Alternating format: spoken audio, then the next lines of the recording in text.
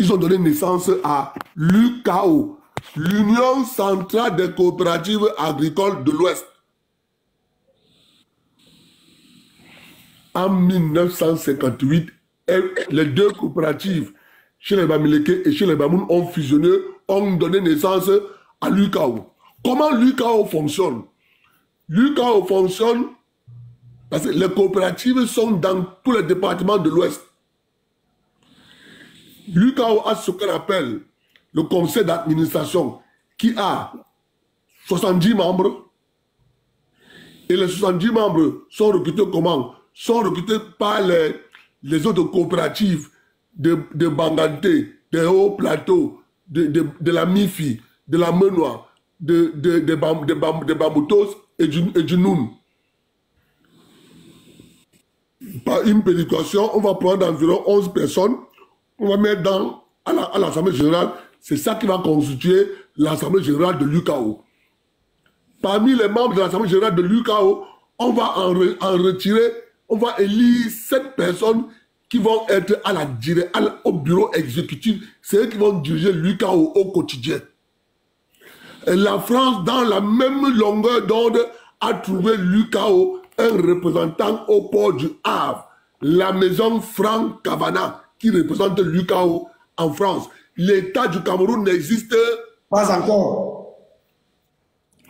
Il faut comprendre ce que nous vous disons. Et c'est ce langage qui les énerve. Ce que nous vous disons là, c'est ça qui les énerve. Pourquoi on dit ça? On ne doit pas dire ça. Parce que si on dit ça, nous sommes des tribalistes. Vous devez savoir que c'est ça le Cameroun utile. En 1960, le Cameroun est indépendant. Les Bamileke ont leur intérêt. Écoutez-moi très bien, les Bamileke ont leur intérêt, qui est l'UCAO. À peine le Cameroun est indépendant, en 1961, on a voté Monte-Paul à la Chambre de commerce. De commerce, directement. Directement. La même année que Monte est élu à la Chambre de commerce, la même année, au mois de juillet, le président Ahidjo prend un décret octroyant à l'UCAO le monopole du café au Cameroun. La même année 61, Ahidjo signe un deuxième décret octroyant à l'UCAO la collecte, le triage, l'usinage et la commercialisation du café arabica au Cameroun. Avec une entreprise, une coopérative de colons français installés au Cameroun qu'on appelait la Copagro. Voilà les deux sociétés habilitées à vendre le café arabica du Cameroun. La coopérative des Blancs et la coopérative de Bamileke. La coopérative des Blancs avait les 10%. S'il te plaît, pasteur, un rappel très important. Ouais. Rappelle toujours que Ahidjo est celui qui est choisi par les Français, son excellence Amadou Ahidjo, feu Amadou Ahidjo, est celui qui est choisi par les Français pour virer vers l'indépendance arrangée. D'indépendance. Parce que Mbida n'allait pas accepter tout ce que je viens de vous dire là. Mbida n'allait pas signer par exemple ce monopole. Par exemple.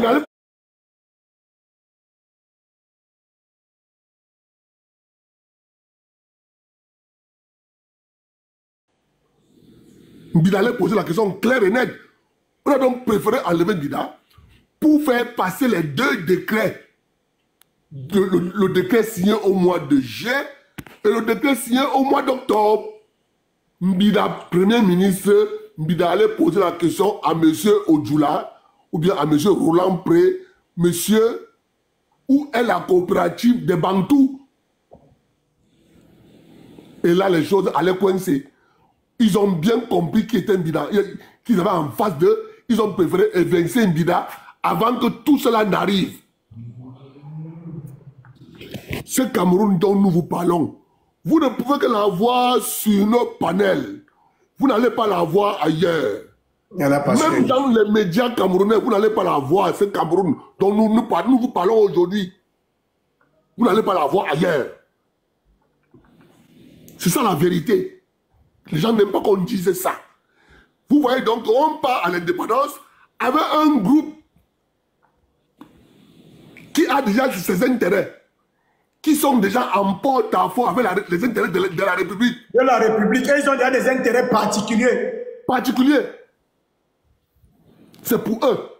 Maintenant donc, lorsqu'on les a octroyé le monopole, l'État ne prend pas l'argent de l'UKO. Parce que l'argent de l'UKO est contrôlé par la maison Franck Cavana, basée au port de Havre. L'argent de l'UKO n'entre pas dans le compte d'opération. Je vous rappelle, nous sommes en 2024. Le décret octroyant le monopole du café arabica au Cameroun, de la commercialisation du café arabica, du collecte, du triage et de l'usinage, tient cours jusqu'à nos jours. Aucune entité ne peut vendre le café arabica au Cameroun sans passer par l'UKO.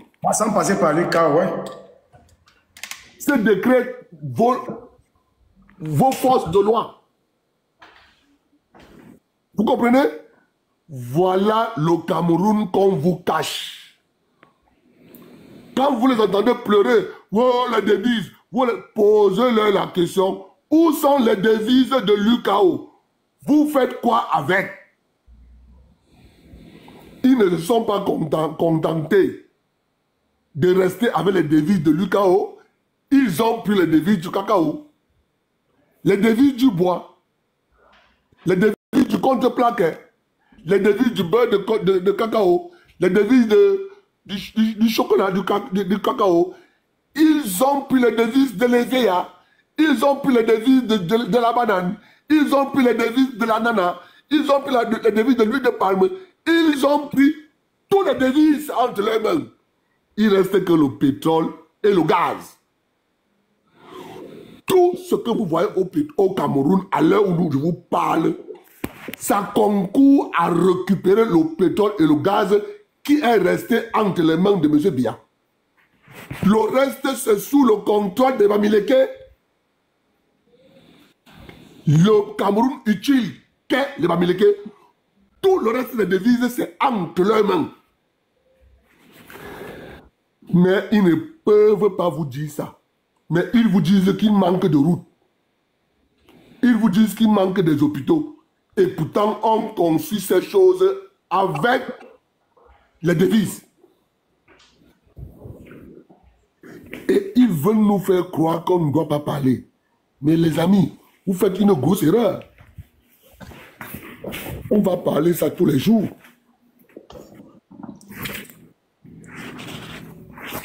Merci, pasteur. Quand tu viens toujours, j'aime quand tu interviens partout. Moi, je te suis même partout même. Tu dois être vraiment un pasteur évangélique. Attends, laisse-moi, Abdel, ne m'oublie pas, s'il te plaît, envoie-moi ton contact. Ouais. Mais c'est vrai que j'avais également une question après cet exposé magistral. C'est vrai que, comme je le disais tantôt, j'étais déjà suivi plusieurs fois quand même, mais bon. Je disais que lorsque la chance nous sourira, bon, on aura l'occasion d'échanger. Parce que c'est fondamental ce que tu nous enseignes là, ce que tu nous apprends là. On n'a jamais eu l'occasion de l'apprendre dans les livres d'histoire. Tu en doutes fort chez nous. Donc, nous sommes face à notre destin, nous sommes face à la réalité aujourd'hui. Oui, ce que tu as dit, nous le vivons au quotidien. Comment faire? Ma première question, pour non seulement mettre un terme. Deuxième préoccupation, pour que nos produits, ou bien les revenus de nos produits cacao, coton et le reste nous reviennent. Qu'est-ce que les camps peuvent faire Parce que nous avons un, souci, un grand souci là, depuis des années. Je te coupe court, nous sommes en train de mettre sur pied la coopérative agricole des planteurs bantous du Cameroun.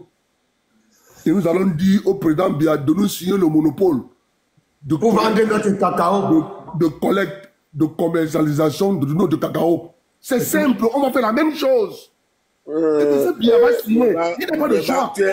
Tu es intéressant comme le miel. Ça passe par le démantèlement de toute la mafia qui est installée dans la chambre de commerce. Voilà.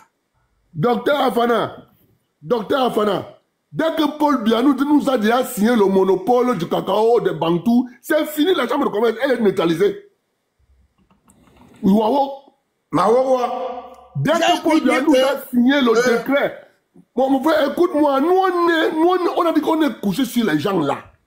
Dès que Paul Biya nous a signé le décret accordant le monopole de la collecte, de la collecte et de la commercialisation du cacao par la coopérative agricole des producteurs bantous du Cameroun, c'est fini la chambre de commerce. On n'en parlera plus jamais. Je suis... C'est la raison pour laquelle ton contact sera très utile. Donc, s'il te plaît, passe-le-moi. Je vais le conserver précieusement. Merci déjà, docteur Afana, pour l'occasion que tu m'offres ce soir d'avoir le contact. D'accord. S'il te plaît, le gars Mouda, vraiment, tu vois, vous savez, le problème, moi j'ai un problème. Parfois, je n'ai pas envie de taper fort sur des Bamileke. C'est-à-dire, parfois, on s'assied ici, on a envie de faire aussi un peu d'instruction comme on est en train de faire là.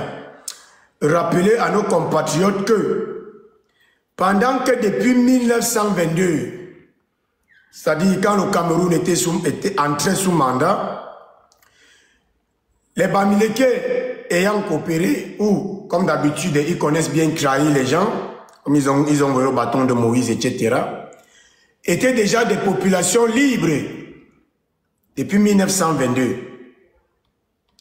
en appliquant les textes ou bien les accords du Cameroun sous mandat. Nos parents, nos grands-parents, eux ont continué à être soumis au régime des travaux forcés, si vous voulez, à l'esclavage, jusqu'à 1946. C'est ça qui a révélé les Oumyobé. Voilà pourquoi la révolution comprenne de quoi on parle ici. Oumyobé pas fait alliance avec un peuple qui est libre. Ça ne pouvait pas marcher, docteur. Il faut que les gens comprennent très bien. Pendant que Oumyobé, lui, il luttait pour la liberté, les autres gens étaient déjà libres. Étaient déjà libres. Ils avaient déjà leurs intérêts particuliers. Pour que vous compreniez très bien la méthodologie du pasteur Abdel, où il veut vous amener.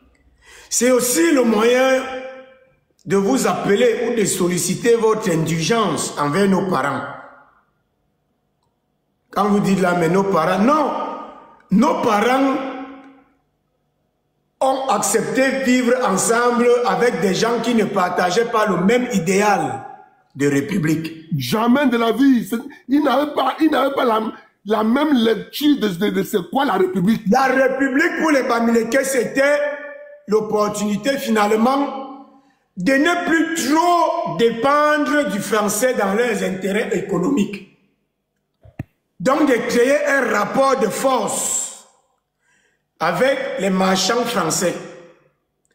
Nous, la République, c'était sortir des travaux forcés. Est-ce que vous comprenez les deux différences?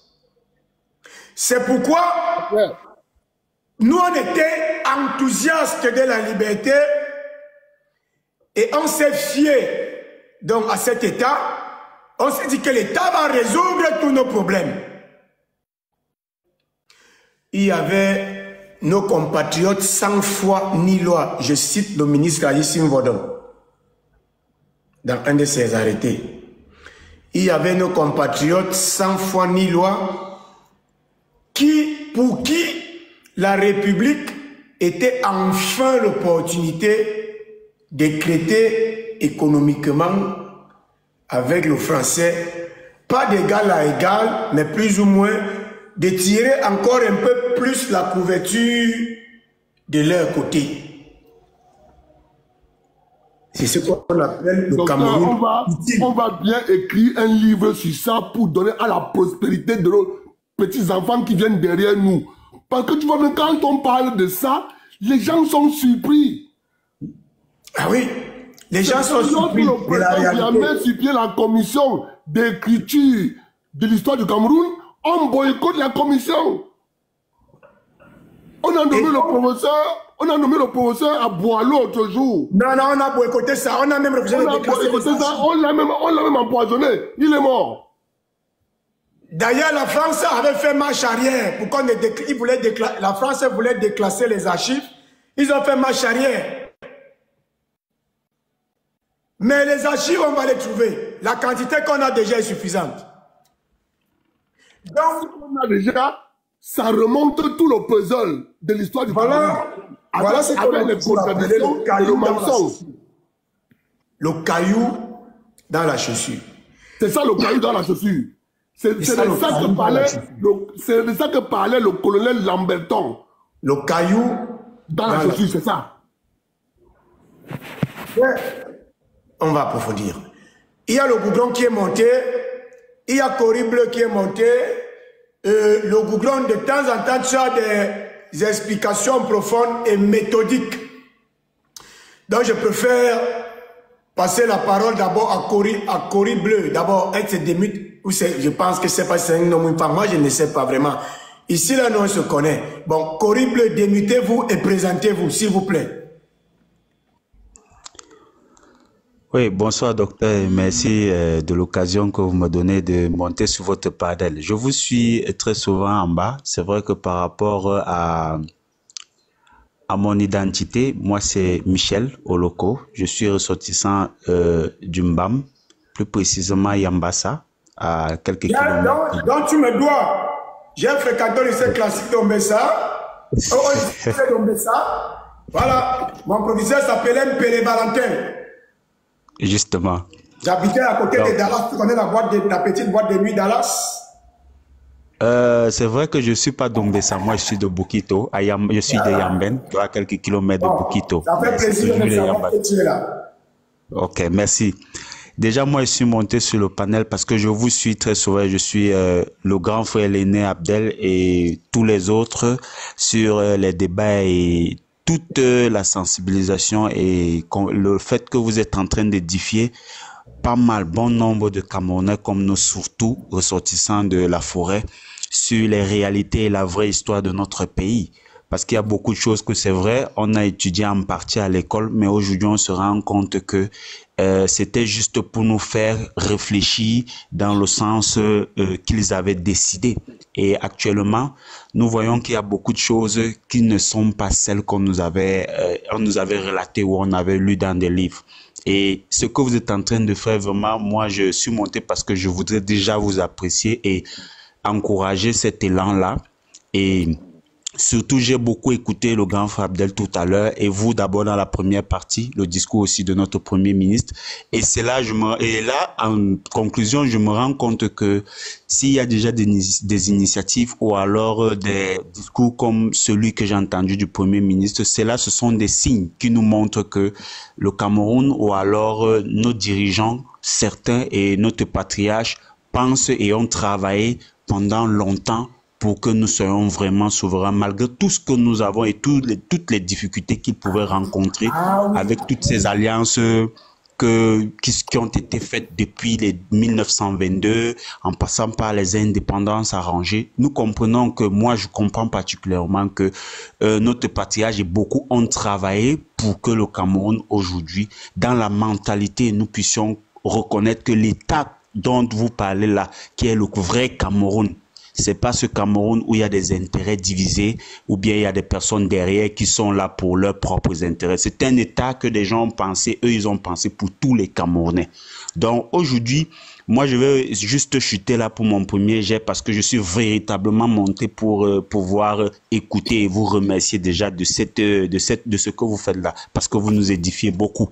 Donc, je me suis présenté et je pense que je vais chuter par là et laisser la parole aussi aux autres et écouter le live. De temps en temps, vous enregistrez, vous partagez avec les cousins et les frères du village. Donc, maintenant, tu peux monter à l'aube et lire 1 ou 2 versets.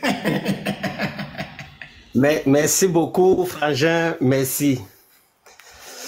Je voudrais dire ici, nous sommes là pour prêcher et faire comprendre aux Africains le pourquoi nous souffrons. Aïe, aïe, aïe, aïe. Attends, s'il vous plaît, là, le live là est signalé, vraiment.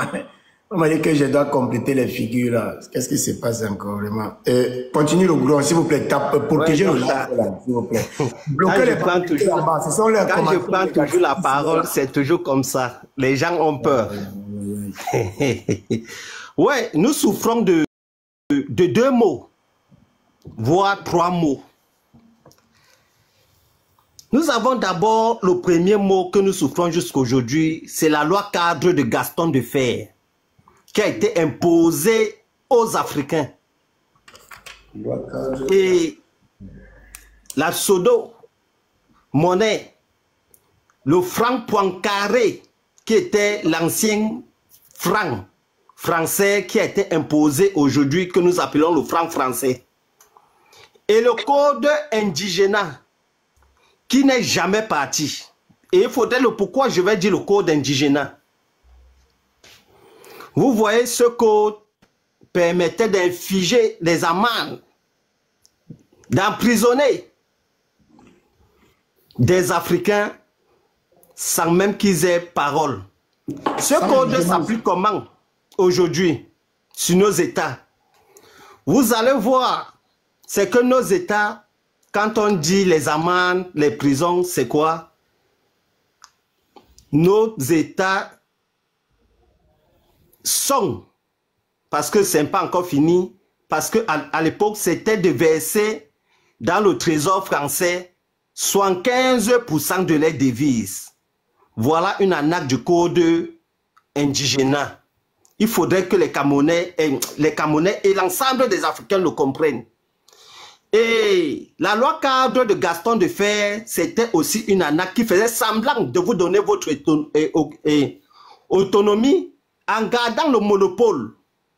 Et nous avons toujours cette loi de Gaston Defferre chez nous, où on nous a fait miroiter cette semblant d'indépendance. Pourquoi? Parce que Henry Truman, après la Deuxième Guerre mondiale, où eux, ils décident qu'il faudrait que tous les États occidentaux puissent donner de l'indépendance aux Africains, aux autres colonies, que toutes ces colonies doivent être libres pour la bonne marche du monde. Parce que après que le monde a connu 2 grandes guerres, et la deuxième qui a fait 6 ans, ne voulant plus voir cela, les Henry Truman mettent la pression au général de Gaulle de libérer les États africains. Quand il part, Kennedy vient en 60, il mène le même combat. La France fait semblant de nous donner cette indépendance que j'appelle ici la loi cadre de Gaston Defferre. En fait, nous ne sommes pas indépendants. Ils nous ont donné plutôt l'autonomie. Vous voyez, chaque fois qu'un président africain veut prendre son indépendance, vous voyez comment il est menacé. On met tout sur son dos, même s'il n'a rien fait. Il faudrait que les Africains le comprennent. Bien mal acquis, dictateur, tout, etc. Donc, et le code indigénat, ils l'ont fait subir chez les Bantous, où certains, jusqu'à dans nos villages aujourd'hui, on pense que le bon plantain, le plus gros, il faut aller le donner chez le prêtre. Le prêtre. Donc, ce code existe encore jusqu'à nos jours. Il est temps. Dans les mœurs. Donc, il faudrait que les gens le comprennent. Nous ne sommes pas encore sortis de la souffrance. Et ce code n'était pas trop appliqué aux gens des grâces filanes. Non, ce n'était pas appliqué. Eux, ils étaient libres, les Bamileke comme vous appelez. Vous comprenez? Ce code était beaucoup plus utilisé chez les Bantous. C'est pour ça que les Bantous ont toute tendance à dire que non, il faut écouter ce que le prêtre dit. C'est lui. Non, le prêtre n'est rien. Le pasteur n'est rien. Lui-même, il a le souffle de vie comme toi. Il n'a pas... Mon grand-père, je vous dis, qui est mort à 120 ans, qui a fait beaucoup de choses contre les Allemands et tout. Un prêtre lui a dit un jour, appelle-moi papa. Il a giflé ce prêtre que toi, mon petit-fils, tu me demandes de t'appeler papa. Ça n'a pas empêché que Dieu lui donne 120 ans de vie pour dire que le prêtre, ce n'est pas lui qui a ta vie à main. C'est pour ça que nous demandons aux Camerounais, comme nous menons ce combat, c'est le moment que nous sortons de toutes ces souffrances. Comme dans certaines de nos villes, comme à Makenene, où les Bamileke viennent imposer que c'est eux qui doivent être maires là-bas. Il est temps que partout où nous allons comprendre que l'un de nos frères dans nos villages a un problème, je ne veux plus entendre que je ne suis pas de là-bas. Ça nous concerne tous.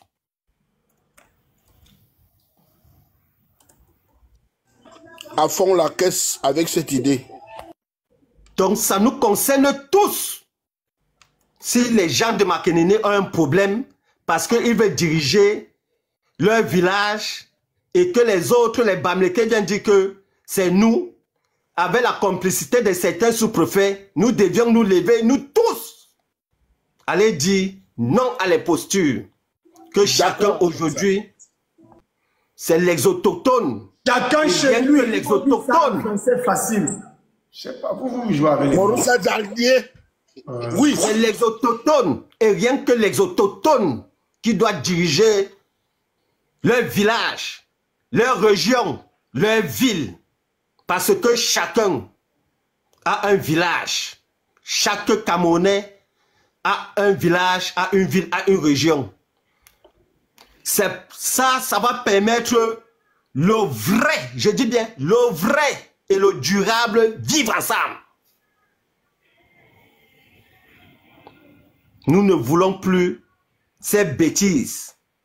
Comme nous combattons depuis, nos sœurs, nous allons encore mettre en place, comme se faisait à l'époque de nos grands-parents et nos parents, le mariage coutumier que le Kunkuma a commencé, qu'il a mis en place, qu'il ne faudrait plus que nos sœurs restent chez quelqu'un 2 ans, 5 ans, 10 ans. Après, on se jette. Plus jamais. Dès qu'ils font 3 ans pour s'impliquer sur votre terrain, c'est fini. C'est fini. Donc, il faudrait que les gens le comprennent. Je te remercie. Mais m'arrête d'abord là. Avant de continuer, je voulais, vous savez, moi j'ai un problème particulier avec les milliardaires bamileke et vous allez m'excuser d'avoir ce problème particulier avec les milliardaires bamileke. Vraiment. Je vous dis ça comme ça, mais je suis sérieux en le disant. Très sérieux. Vous savez, avant l'avènement des milliardaires bamileke au Cameroun, le Cameroun était un pays à revenus intermédiaires. Le Cameroun était un pays qui avait son autosuffisance alimentaire. Parce que quand on nous dit il y avait quoi avant? Avant, il y avait par exemple la sèmerie, l'usine de riziculture de Yobwa. Et on n'était pas obligé de manger le riz avarié mélangé à l'aliment pour animaux. Je me suis amusé à répertorier autant pour moi. Je me suis amusé à répertorier toutes les sociétés qu'il y avait avant que les milliardaires bamileke n'arrivent. J'ai dit, bon, voyons même un peu. Parce que les bamileke, ils sont là, ils sont milliardaires. Bon, on dit qu'ils aident le développement. Le Cameroun était comment avant les milliardaires bamileke? Je me suis rendu compte que avant les milliardaires bamileke qui importent l'eau, le riz frélaté, le poisson pourri, qui fabriquent les médicaments empoisonnés, qui fabriquent l'alcool empoisonné, les produits cosmétiques qui donnent le cancer. Oh les filles, faites vraiment les filles. Là vraiment les filles. Vous n'avez pas besoin de vous oindre ces choses-là pour être belle. Une femme bantou est belle par son caractère. Une femme bantou est belle par son caractère. C'est tout. Vous êtes déjà brave. Laissez une nana avec ces machins-là. Ça donne le cancer. Ça trouble même, je ne sais pas quoi, la fertilité et tout le reste. Donc, je suis allé regarder. Je me suis rendu compte qu'à l'époque, le Cameroun avait la Socapalm. La Socapalm a été vendue au groupe Sofin. Abdel connaît mieux le groupe SOSCFIN là. C'est un groupe de Boléré. Et ce sont les Bamileke qui travaillent pour Bolloré dans ce groupe. Donc on a plus l'huile de palme. Par exemple, le Cameroun avait Evekam Cameroun qui employait les populations autochtones. Et les populations autochtones étaient managers. Parce qu'il y a toujours ça. Si tu ouvres une société à Bepanda, normalement, les autochtones de Bepanda doivent avoir une quote-part d'emploi dans ça. Evekam a été vendu à au même groupe, Sofin, qui appartient à Bolloré. Et maintenant, tous les cadres d'Evekam sont bamileke, y compris le président du conseil d'administration. Suivez mon regard, vous connaissez qui c'est. J'ai envie d'écrire le lien entre Bamileke et France. Ça peut être long, soyez patient, mais suivez méthodiquement où je vais. Je dis avant que les Bamileke ne soient milliardaires, il y avait quoi? Il y avait quoi avant? L'État avait quoi? L'État avait la Socapalm, l'État avait Evekam. Evekam et Socapalm ont été vendus à un groupe qui appartient à Bolloré et dès lors, ce sont les Bamileke qui sont là-bas. Il y avait la Semerie à Yogwa. Ils ont cloué et à lieu et place de la Semerie, ils ont donné quelques licences avec monopole d'importation à quelques de leurs frères bamileke. Je parle de la chambre de commerce. Et désormais au Cameroun, la tasse de riz, quand j'étais un peu plus petit, parce que je suis toujours petit, quand j'étais un peu plus petit, on achetait la tasse de riz à 15 francs. Je ne connais pas combien ça coûte maintenant. Fermer la Semerie a produit 2 ou 3 milliardaires bamileke qui importent maintenant le riz. Il y avait Sosucam. Il y avait Sosucam. Sosucam est tombé aussi. Toujours vendu aux Français. Sosucam, vendu aux Français. Il y avait la Société de développement du blé du Cameroun, la Sodeblé, détruite et fermée.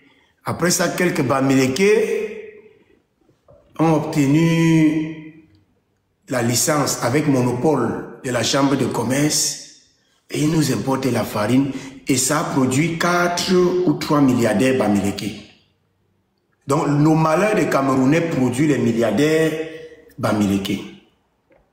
Il y avait par exemple la Socamé, Société camerounaise des engrais, qui était très utile Je dis bien qui était très utile pour le développement de l'agriculture dans les régions centre, sud, est et littoral. Parce qu'on n'y a aucune agriculture à l'ouest. C'est quoi le taro, les carreaux, tout ça? Ça, c'est pas l'agriculture. Il n'y a pas l'agriculture. L'agriculture n'est rien à l'ouest. Il n'y en a pas. Il n'y en a pas. La Société camerounaise des engrais était là pour soutenir et accompagner les planteurs et agriculteurs bantous, pas semi-bantous.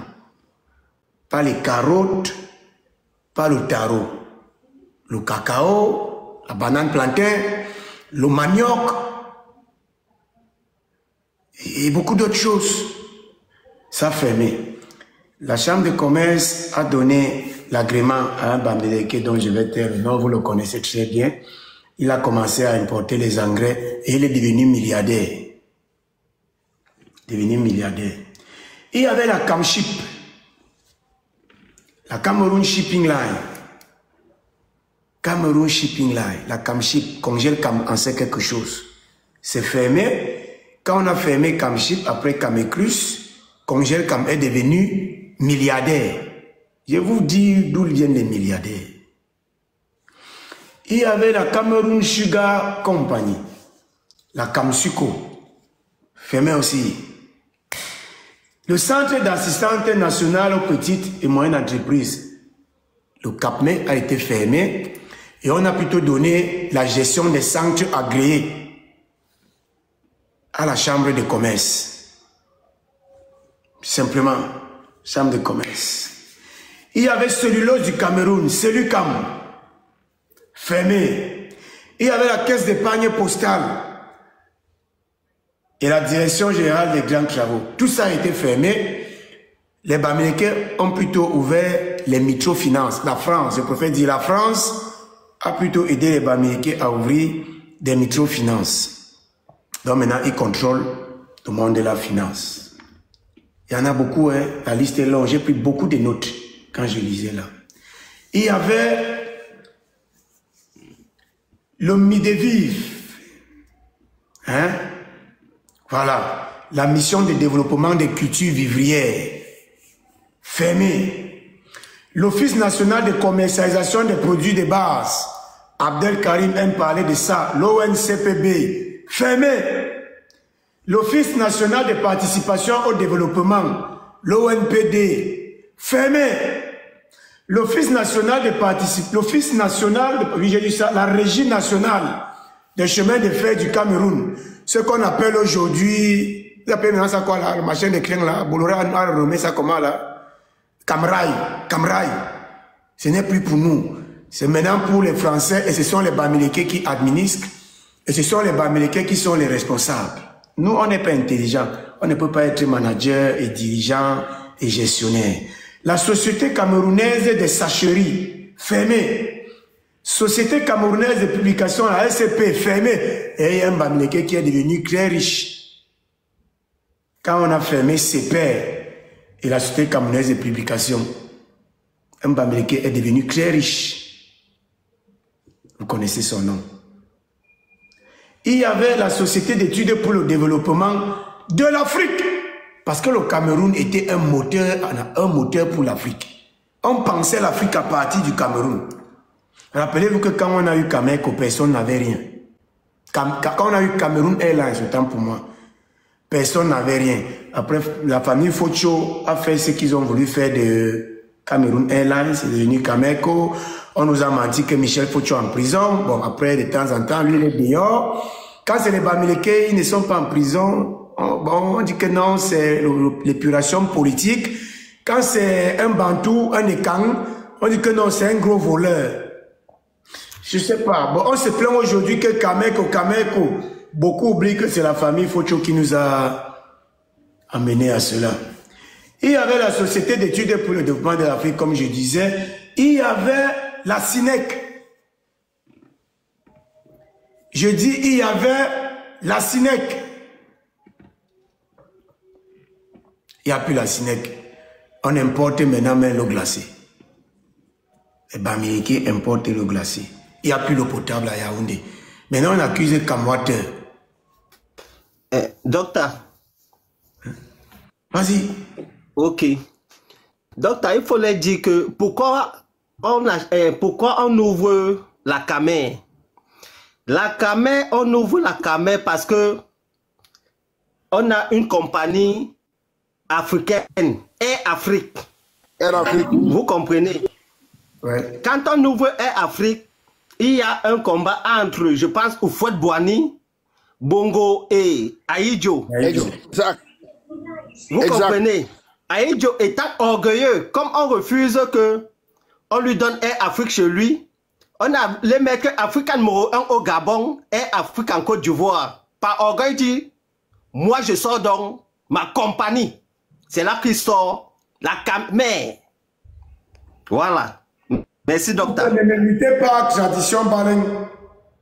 Continue le Google. Ah, tu as fini. Ne mutez pas, ne le mutez pas. Laissez-le. Bonsoir. Bonsoir. Je ne veux pas dire. S'il te plaît, Élise, s'il te plaît, s'il te plaît. Mon docteur des docteurs. Un instant, Élise, s'il te plaît. Élise, s'il te plaît, un instant. S'il te plaît. Ah. Le Cameroun avait une multitude d'entreprises. Ça ne vaut pas la peine de citer ça ici. C'est beaucoup. La liste est exhaustive. Quand on avait toutes ces entreprises-là, il n'y avait aucun milliardaire bamileke. Les milliardaires, ou si vous voulez, les hommes d'affaires, étaient plutôt d'autres régions. Tebela n'était pas bamileke. Sopo Prison n'était pas bamileke. James Onobiono n'était pas bamileke. Unzo Vaiter. La question qui, moi, de temps en temps, me taraude de l'esprit, c'est pourquoi, depuis que le Cameroun va mal, les milliardaires ils deviennent de plus en plus milliardaires. Je suis sérieux. Vous pouvez me prendre pour un fou, ça ne me dérange pas. On a eu l'habitude de me prendre pour un fou. Pourquoi, quand le Cameroun se portait bien, il n'y avait pas de milliardaires bamileke? Pourquoi depuis que le Cameroun va se porter très mal, on n'a plus d'autosuffisance alimentaire? On est passé de pays à revenus intermédiaires à pays très pauvres, très endettés. Mais bizarrement, pendant que tous les Camerounais plongent dans l'ombre, dans le noir, la souffrance, le chômage, la faim, les Bamileke, eux quand même, réussissent à produire une quarantaine de milliardaires. Vous devez m'expliquer ça.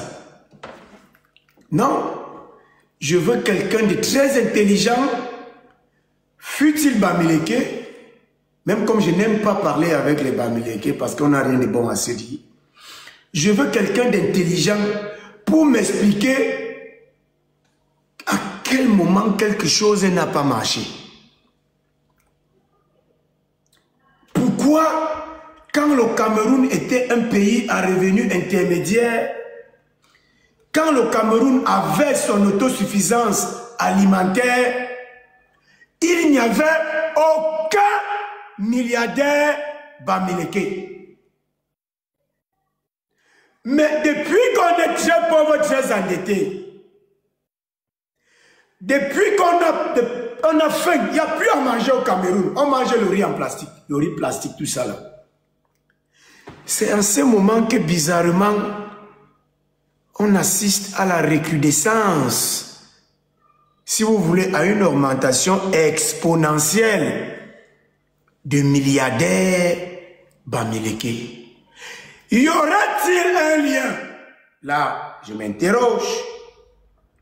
Y aura-t-il un lien entre les milliards de bamileke et la souffrance des Camerounais? Je fais juste des constats. Je me limite à faire des constats.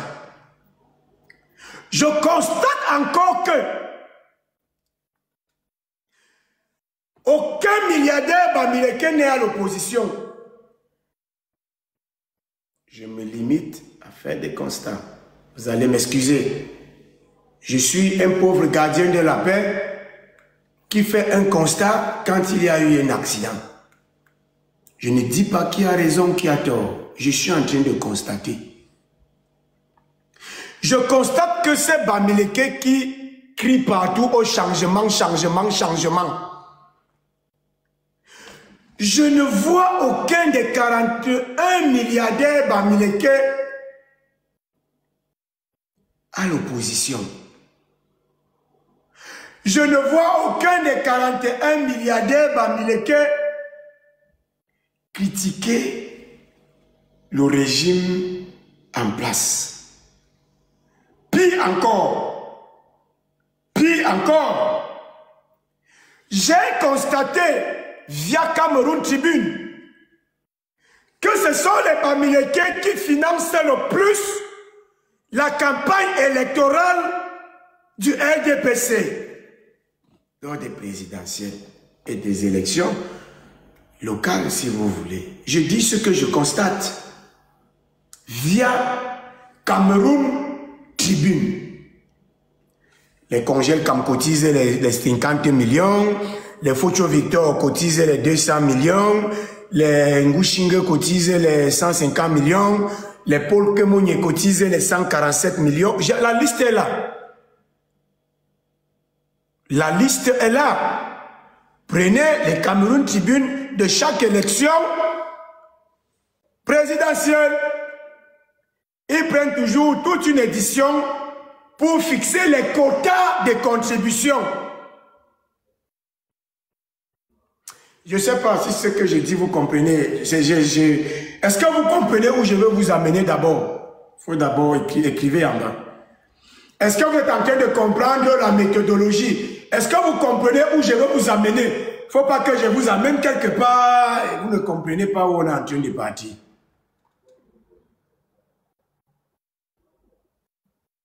Ils ne comprennent pas, je recommence. Parce que la répétition est la mère des sciences. À l'époque, le Cameroun était un pays à revenus intermédiaires. Le Cameroun avait son autosuffisance alimentaire. Il a eu des moments où le Cameroun envoyait des dons aux pays sinistrés. Parce qu'on avait assez. On avait assez de riz, assez de blé, assez d'huile, assez de sucre, assez de poissons. On avait assez. Et on pouvait se donner le luxe d'envoyer un peu de dons ici et là, quand il y a un sinistre. Et en ces moments, aucun Bamileke n'était milliardaire. Et en ces moments, aucun Bamileke n'était milliardaire. Pour dire quoi? Quand le Cameroun se portait très bien, les Bamileke n'étaient pas milliardaires. Il y a un port en bas là, mutez-moi ce port, s'il vous plaît même. Bloquez-moi ce port. Ils ont toujours des noms. Un individu, lui, s'appelle sorcier. Voilà le nom d'un individu. Ça dit, moi je m'appelle Afanabela Dieudonné. Je vois sur mon panel là, il y a Élise Battante. Je vois Abdel. Je vois Didier. Lui, il s'appelle sorcier.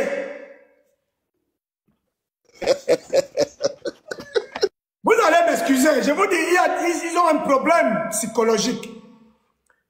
Ils n'arrivent pas à s'assumer. Je vous dis, il faut vous-même voyez. Moi, je m'appelle Afana. Je vois Abdel. Je vois Élise. Je vois Didier. Lui, il s'appelle sorcier. Lui, il dit que lui, il est un sorcier. Son nom, c'est sorcier. Bloquez-moi dans ce sorcier. Il ne peut pas me déconcentrer. Je suis très coupable. Je suis vraiment... C'est une question qui me taraude de l'esprit. Quand le Cameroun se portait très bien, les familles mangeaient avaient droit au moins à 3 repas par jour. Les jeunes ne se plaignaient pas du chômage. On avait la SOTUC pour le transport public.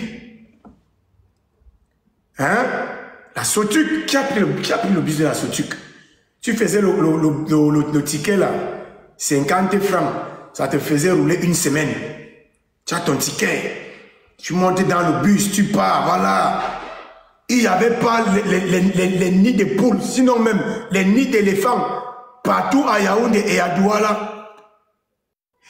Il n'y avait pas les porcheries avec la mauvaise odeur dans toutes nos capitales. Capitale économique et capitale politique. La mauvaise odeur n'infestait pas la République. Et à l'époque, on appelait Yaoundé, Yaoundé la Belle. Yaoundé la Belle. Il n'y avait pas les motos. Les Mbouda avec les motos n'étaient pas encore là. On ne construisait pas dans les marécages.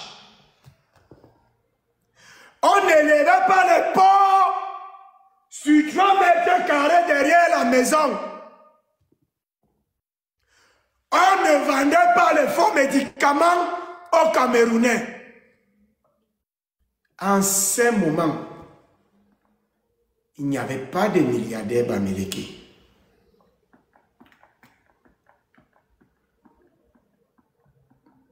Le feu président, son Excellence Amadou Ahidjo, connaissait très bien ces cailloux dans la chaussure. Et c'est pourquoi il avait instauré le laisser-passer. Le laisser-passer pour ses compatriotes sans foi ni loi. Là, j'emprunte les termes du ministre Aïssim Voto, de regretter mémoire lui-même, dans un arrêté commis en mars 1972. Il y avait le laisser-passer pour mieux canaliser et contrôler les déplacements et les agissements de ses compatriotes sans foi ni loi.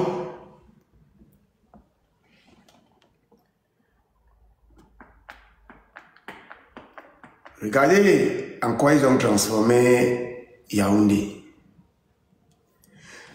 On appelait Edéya la ville lumière. Qui se souvient? Qui s'en souvient? Edéya, la ville lumière. Oui, absolument, oui. Oui, oui. Edéya. Est-ce que Edéya aujourd'hui ressemble encore à une ville lumière? Très belle ville à l'époque, très belle ville. Edéya. Est-ce que Edéya ressemble encore à une ville lumière? Depuis que les Bamileke ont ouvert des comptoirs partout, ils ont infesté et sali. On élève 3 porcs ici, 2 poulets là-bas. Ici, machin, c'est compliqué. En ce moment, je reviens toujours sur ça, il n'y avait aucun milliardaire Bamileke. Depuis donc que le Cameroun se porte très mal, tous les jeunes veulent devenir fonctionnaires, chose qui n'existait pas à l'époque. Mon père me raconte que eux, par exemple, plus ou moins, on les forçait même d'entrer dans la fonction publique. Parce que les gars étaient à l'aise. Un fonctionnaire pouvait dire quoi à un planteur? Un fonctionnaire pouvait dire quoi à un planteur ou à un commerçant? Les vrais commerçants, pas les commerçants avec un. Non. Je parle des commerçants comme ma mère, qui vendait du poisson frais. Je parle des commerçants comme beaucoup de vos parents, qui ont vendu beaucoup d'autres produits alimentaires ou bien de consommation. Je ne parle pas des commerçants, parce qu'il y a commerçants et commerçants et commerçants. Commerçants et commerçants. Les commerçants, je vais vous faire voir une vidéo d'un commerçant, parce qu'il faut établir toujours, parce que non, j'ai dit que non, il faut que je vous montre la vidéo, par exemple, d'un commerçant, avant de continuer. Voilà par exemple un commerçant, un jeune Bamileke qui se débrouille, parce qu'il veut toujours justifier que non, les gens se débrouillent. Voilà donc par exemple, voilà un jeune commerçant. Vous avez vu ce qu'on appelle un commerçant?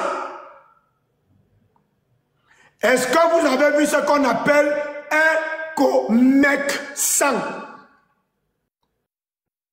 Si vous avez vu ce qu'on appelle un commerçant, vous mettez en bas, on a vu, je reviens, on continue. Est-ce que vous avez vu ce qu'on appelle un commerçant? C'est bon, vous avez vu? Un que le sou. C'est bon, si vous avez vu, c'est bon. On ne va pas se limiter sur lui, il n'était pas très important. Un commerçant, donc, quand le Cameroun n'était pas encore totalement pris en otage par les Bamileke, n'enviait rien à un fonctionnaire.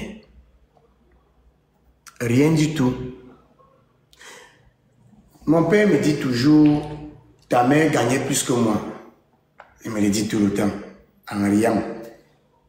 Ah oui. Moi, j'étais là, bon, comme ton grand-père, mon père avait fait la guerre, j'avais la nostalgie aussi d'être un homme en tenue. C'est comme ça que je suis entré à l'école de police. Je voulais défendre la République. Et Abdel de Riga fait très bien de vous rappeler ça tout le temps. Nous, nos parents avaient l'engouement d'entrer pour servir la République. Ils étaient contents, la République. Eux, ils avaient comme premier objectif bien sécuriser leurs intérêts. Comme ça que mon papa s'est retrouvé, il est content, il est policier, il va servir la République, il va travailler pour l'autre. Depuis donc que le Cameroun est devenu un pays très pauvre, très endetté. Un pays très pauvre, très endetté. Depuis que le Cameroun a perdu son autosuffisance alimentaire au point de consommer du riz avarié mélangé à l'aliment pour animaux, au point de consommer la farine de blé avariée, et quand nous on était petits, avec 5 francs, tu achetais 3 carreaux de sucre. 3. Et les 3 carreaux de sucre de Sosu Cam ou de Kamsuko étaient suffisants pour sucrer un verre d'eau. Le sucre des Bamileke, déjà ce n'est plus 3 carreaux à 5 francs. Je pense qu'un carreau coûte 10 francs maintenant au Cameroun. Mais tu prends 5 carreaux de sucre, tu mets dans un gobelet, l'eau n'est pas sucrée. Une manière de dire, mais le sucre avarié, contrefait. Depuis donc qu'on a perdu l'autosuffisance alimentaire, depuis qu'on est devenu très pauvre et très endetté, bizarrement, il y a déjà beaucoup de milliardaires Bamileke. Est-ce que, selon vous, là, vraiment, je vous pose la question. Moi, je n'ai pas pu trouver la solution. J'ai juste posé un constat. Est-ce que, selon vous, il y a un lien étroit entre l'appauvrissement du Cameroun et l'enrichissement des Bamileke? Je ne sais pas. Est-ce que selon vous, y aurait-il, alors maintenant au conditionnel, quand j'étais au cours moyen 2C, École catholique d'étudier, on nous a aussi appris un peu le conditionnel. Y aura-t-il un lien entre l'enrichissement bamileke et l'appauvrissement du Cameroun? Moi, je pense oui. Chacun peut voir ça comme il peut voir. Moi, je pense oui. S'il vous plaît, les modos, il y a un petit pot qui a commenté en bas là. Mutez et bloquez les Bamileke. Ce dialogue n'est pas ouvert aux Bamileke. Et je ne comprends jamais pourquoi les Bamileke viennent dans ce live, viennent dans mon live, alors qu'ils savent que je vais tirer sur eux. Il y a beaucoup de lives de MSCDO, non? Si vous voulez, je vous donne quelques références. Il y a Gignac qui insulte le président tous les jours. Il y a Georgette Mendo. C'est Georgette Mendo, c'est qui là? Il y a Max Seigneur. Et il y a Wifi de Kanga. Il y a Tchembou. Il y a Momo. Il y a beaucoup de lives Bamileke. Allez dans les paroisses Bamileke. Pourquoi vous venez ici? Donc tu viens là où tu vas te faire mal. Il y a Valsero. Allez écouter Valsero. Il y a Equinox. Allez écouter Equinox. Ne venez pas ici. Camto même fait les lives. Allez écouter Camto. Hein? Le MSC, ne venez pas ici. Ça, c'est un live pour des Bantous. Donc des êtres humains. Pas pour des semi-Bantous. Vous voyez? Voilà. Maintenant, dans la deuxième partie de ce live, il est question toujours de dénoncer l'activité ou le comportement criminogène des Bamileke. Suivez ce reportage. Mais avant de suivre ce reportage, je vais poser les bases. Les Bamileke mis à découvert au Gabon. Bon, je vais parler en français un peu sérieux, non, vous me permettez là. Je vais faire semblant d'être quelqu'un qui a étudié. Ayant été mis à découvert au Gabon, les